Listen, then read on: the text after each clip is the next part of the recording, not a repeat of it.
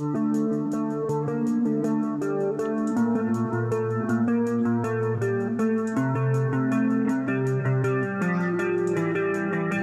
છે તમારું બધાયનું journey with હિલા and કંદર્પમાં. જય શ્રી કૃષ્ણ બધાયને.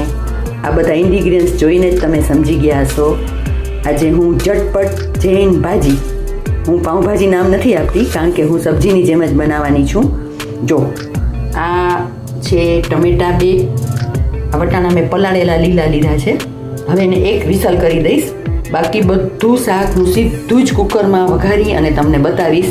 અને છતાંય કેવી સરસ ભાજી બનશે કે શાક જે તમે કહેશો એ આપણે પછી બતાવીએ. પણ ખાલી આ જોઈ લો, મારી પાસે કેપ્સિકમ નહોતું એટલે મેં લીલું મોરું મરચું સુધાર્યું છે.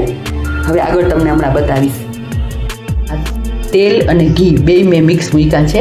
થોડુંક આમ તો જીરું રાઈથી વઘાર, આ હિંગ નાખી અને તરત હું ટમેટા નાખી દઉં. બરાબર.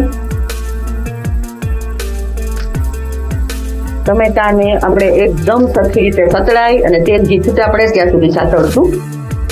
પછી તમને આગળની પ્રોસિજર બતાવતી જાઉં. ટમેટામાંથી તેલ છૂટું પડી ગયું છે. હવે જે આપણે આ વેજીટેબલ્સ છે ને એ બધું હું એક એક કરી, રીંગણા કાળા પડી જાય એટલે પહેલાં રીંગણા નાખી દીધા. આ દૂધી છે, આ બટેટું છે એક નાનું, આ ફ્લાવર અને કેપ્સિકમ નથી તો મોરું સાવ મરચું એક લીધું છે. આમ તો કેપ્સિકમ જ સરસ લાગે છે પણ મારી પાસે નહોતું. હવે એને સરખું બધું ચલાવી અને આમાં હું બધા મસાલા કરી લઈ. મસાલામાં અત્યારે હું પાઉંભાજીનો મસાલો નહીં નાખું. ગેસ બંધ કરી અને પછી જો આ વટાણાની સીટી પણ થઈ ગઈ છે તો છેલ્લે વટાણા નાખશું, પાઉંભાજીનો મસાલો નાખશું. અત્યારે હું લાલ મરચું, હળદર, મીઠું અને ધાણા જીરું એટલું નાખીને કુકરની 2 વિસલ વગાડી લઉં છું અને પછી તમને બતાવું. 3 વિસલમાં આ શાક બની ગયું. પછી મેં એને પાઉંભાજીના ચમચાથી મેશ કરી લીધું. હવે આ વટાણા જે મેં પલાળેલા હતા, સૂકા વટાણા, એને 1 વિસલ મારી દીધી એટલે એ કરું છું એડ. અને આ 1 ચમચી પાઉંભાજીનો મસાલો અને હવે બધું હું હલાવી લઉં. અને એકદમ સરસ સુગંધ આવી રહી છે.